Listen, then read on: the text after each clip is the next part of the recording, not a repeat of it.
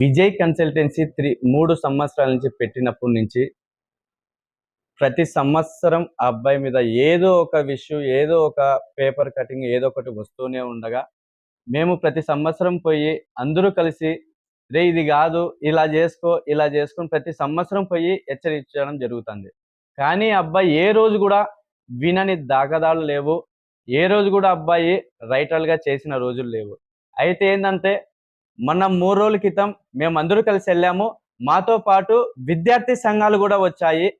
అందరూ కలిసి వెళ్ళినప్పుడు అక్కడ ఉన్న వాళ్ళ అమ్మ గాని, ఆ అబ్బాయి ఒక్కడే కాదు, వాళ్ళ అమ్మ, వాళ్ళ నాన్న మొత్తం అందరూ ఉండడం వల్ల అక్కడ ఉన్న విద్యార్థి సంఘాలను వాళ్ళు దొబ్బారు. దొబ్బడం వల్ల అక్కడ ఉన్న విద్యార్థి సంఘాలు అక్కడున్న దాడి చేయడం జరుగుతుంది. దాడి అంటే మరి ఏమీ లేదండి. వాళ్ళని తోచుకోవడం, దొబ్బుకోవడం, నువ్వు ఎలా చేస్తావు అని చేయడం జరిగింది. దాంతో కూడా వాళ్ళ తల్లిదండ్రులు వాళ్ళు కొద్దిగా మాట్లాడడం జరిగింది. దాంతో ఇది కాదు అనడం, 100 కాల్ చేయడం, అక్కడున్న బిల్డింగ్ ఓనర్ 100 కాల్ చేయడం, స్టేషన్‌కి వెళ్ళడం, అక్కడ మొత్తం చెప్పడం జరిగింది. ఇక్కడ అబ్బాయిని మేము ఏ విధంగా దాడి చేయలేదు. మేము దాడి చేయాల్సిన అవసరం కూడా లేదు. ఇంకోటి ఏంటంటే ముఖ్యంగా ఆ అబ్బాయి ఏ రోజు కూడా జీనియన్‌గా చేసిన రోజులు లేవండి. ఏ రోజు కూడా అబ్బాయి ఏ విద్యార్థులకు జీనియన్‌గా చేసిన ప్రతి సంవత్సరం ఏదో ఒక వివాదం జరుగుతుంది. ఇక్కడ అనంతపూర్‌లో ఈ అబ్బాయి అయితే అక్కడ ధర్మవరంలో వాళ్ళ తమ్ముడు వినయ్ అనేసి ఒక జర్నలిస్ట్ పై దాడి చేయించాడు. అక్కడ వర్క్ చేస్తున్న టెలికాలర్స్ అమ్మాయిల్ని పంపించి, రఘు అనే అబ్బాయిని పంపించి, ఒక జర్నలిస్ట్ పవన్ అనేసి అక్కడ ఉంటాండి ధర్మవరంలో సత్యసాయి జిల్లా. ఆ అబ్బాయి అతని ఆఫీస్కి వెళ్ళి దాడి చేయడం జరిగింది. వాళ్ళు కంప్లైంట్ పెట్టడం జరిగింది. ఇప్పుడు అక్కడ ఎఫ్ఐఆర్ కూడా అవ్వడం జరిగింది. ఈ రోజు అబ్బాయి స్టేషన్ కూడా వెళ్ళాడు, పిలిపించారు అక్కడ సిఐ గారు. ఇక్కడ మేము కూడా ఇప్పుడు ఇన్నాళ్ళు సరేలే అబ్బాయి తెలుసుకుంటాడు అనేసి మేము కూడా ఊరికే కంప్లైంట్ ఇచ్చి వచ్చేసామే కానీ మరి అక్కడికి వెళ్ళలేదు. మేము కూడా అఫీషియల్ గా ఇంకో కంప్లైంట్ ఇవ్వడం జరుగుతుంది. మేము కూడా ప్రతి ఒక్క ఎవరైతే అబ్బాయి బాధితులు, ఒకరు కాదు, ఇద్దరు కాదు, లాస్ట్ ఇయర్, గత ఇయర్ బాధితులు కూడా ఉన్నారు మా దగ్గర. వాళ్ళని కూడా తీసుకొచ్చి మేము కంప్లైంట్ ఇస్తామండి.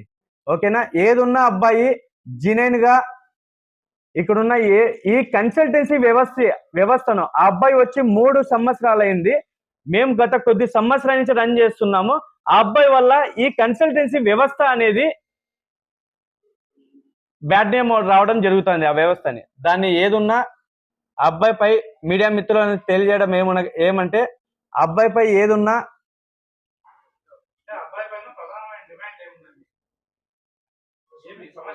అబ్బాయి ఏదున్నా జెన్యూన్ గా చేసుకుంటే, రైటరల్ గా చేసుకుంటే మాకు ఎటువంటి ఇబ్బంది లేదండి. అబ్బాయి ఏదున్నా పేరెంట్స్ కి మేము ఫ్రీ ఇస్తాం, మేము ఫ్రీ సీట్లు ఇస్తాం, హాస్టల్ కూడా ఫ్రీ ఇస్తాం. ఎస్సీ ఎస్టీ హాస్టల్ పాపం పేరెంట్స్ తల్లిదండ్రులకు పల్లెల్లో ఉన్న వాళ్ళకి పాపం అమ్మాయిలు తెలియదు కాబట్టి అలా చెప్పడం తప్పు. ఏదున్నా ఇద్దమ్మా ఈ కాలేజీలు ఉంటాయి, మీ ర్యాంక్ ఈ కాలేజ్ వస్తుంది, 1,50,000 వచ్చినా నేను గవర్నమెంట్ పాలిటెక్నిక్ కాలేజీలో ఇస్తా, 1,80,000 వచ్చినా నేను జేఎన్టీ యూనివర్సిటీలో ఇంజనీరింగ్ ఇప్పిస్తా అని టెలికాలర్తో చెప్పించడం తప్పండి.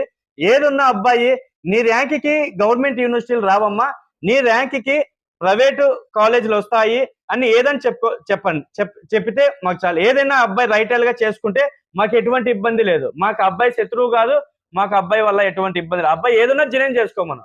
ఆ అబ్బాయి ఇప్పుడు అలా చేయడం వల్ల ఈ వ్యవస్థ దెబ్బతింటుంది. అదండి. అందరికీ గుడ్ మార్నింగ్. ఈ కన్సల్టెన్సీ వివాదం అనేది మేము గత 15 సంవత్సరాలుగా ప్రతి ఒక్కరు దాదాపు 30-40 మంది ఉన్నాం. ఆ పిల్లోడు వచ్చి విజయ్ కనీసం అంటే 2 సంవత్సరాలు కాలే. ప్రతి మా కోచింగ్ నుంచి 100 మంది పాస్ అయినారు. మేము గత 10 సంవత్సరాలుగా ఉన్నారు అంటారు. కనీసం వాడు ఆఫీస్ పెట్టి కూడా 2 సంవత్సరాలు కాలేదు.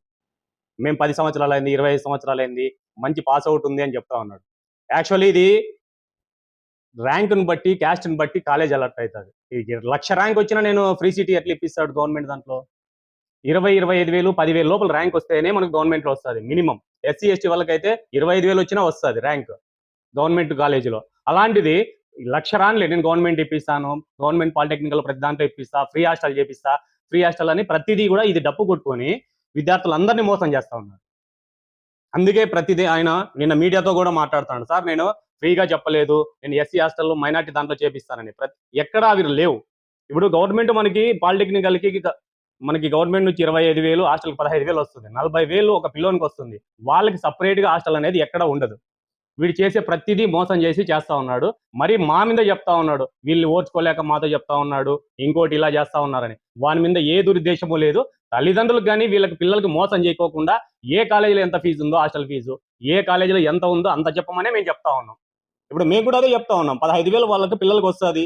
ఒక్కొక్క దాంట్లో 40,000 ఉంది, 60,000 ఉంది, 70,000 కట్టే కాలేజీలు కూడా ఉన్నాయి. ఆ ఒక్కటి నువ్వు ఎంత ఉంటే అంత చెప్పురా బాబు, అంతకు మించి నువ్వు చెప్పొద్దు, ఫ్రీ చెప్పొద్దు అనే ఉద్దేశం మాదంతే. మేము లేకపోతే వాని మీద ఇంకోటి దురుద్దేశాలు అట్లాంటివి లేవు. ఇది ఒక్కటే మేము మీడియా ద్వారా వానికి చెప్పడం కూడా అంతే. పిల్లలకు కానీ కూడా ఏ కాలేజీలు ఎంత ఉంటే అంతవరకు చెప్పురా, ఫ్రీ చెప్పొద్దురా అని ఇంతవరకు ముందు కూడా చెప్పాం. ఇప్పుడు కూడా అదే చెప్తా ఉన్నాం. వాడు స్టేషన్కి పోయినా ఇంకోటి పోయినా మేము కూడా వెళ్తాం, అదే చెప్తా ఉన్నాం. సార్ ఇది సిచ్యువేషన్ రా, ఇలా చెప్పొద్దు అని 100 సార్లు చెప్పినా కూడా ప్రతి ఇయర్ ఇదే రిపీట్ అవుతా ఉంది. ఇది 3వ సంవత్సరం వాడు ఇలా చేయడం, మరి అది చేయకూడదని మా ఉద్దేశం sir. Thank you. Vijay consultancy వాళ్ళ అమ్మ చనిపోయింది సార్. వాళ్ళ నాన్న తిక్కులోడు రోడ్లు పట్టుకొని తిరుగుతుంటే ఇదే హిమాలయస్ టీ స్టాల్ లో వాళ్ళ ఆఫీస్ ముందరే పంచాయతీ చెప్పినాం.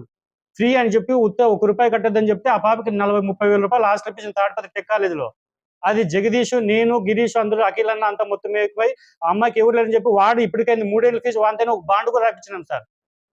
ఇట్లా జేఎన్టీయూలో నేను ప్రొఫెసర్ని, ప్రాక్టికల్ మార్క్స్ అని నా చేతిలో ఉంటాయని ప్రజలకు చెప్పడము, తల్లిదండ్రులకు చెప్పడము, నీకు ఎగ్జామ్ పరంగా ఏమైనా హెల్ప్ చేస్తానని చెప్పడము, దుంగోన కట్లను వాడ ఈడ కేపులో తిరుగుతుంటే పబ్లిక్ లో తిప్పిన మేము, నేను, అఖిల్ అన్న, గిరీష్, నరసింహ, జగదీష్ వీళ్ళంతా.